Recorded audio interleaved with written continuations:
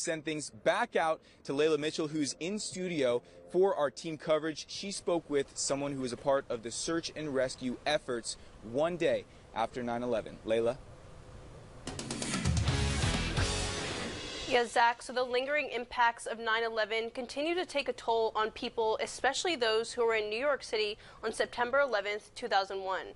Now, I had the chance today to speak with an ironworker who volunteered to help with search and rescue the day after, risking his health and his life.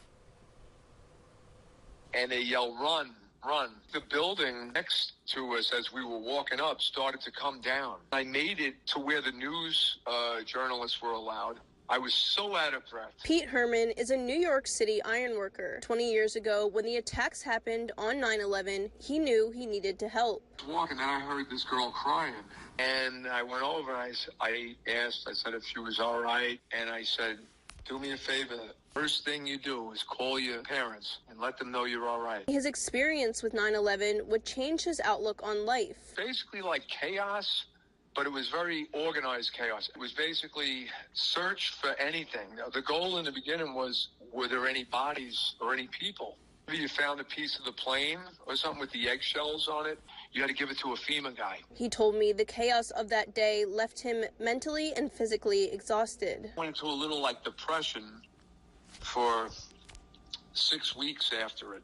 For 6 weeks, I was having a lot of trouble breathing. For months, he was unable to breathe. And although he was impacted by his time at Ground Zero, Herman said he realized how important family is and how strong the country can be when it comes together. Nothing that we cannot surmount together. Nothing. Nothing. New York is resilient. It always bounces back.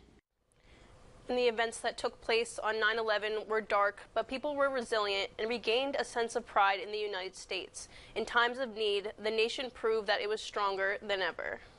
All right, Layla, thank you. And join us later this week for an ABC 17 News special report.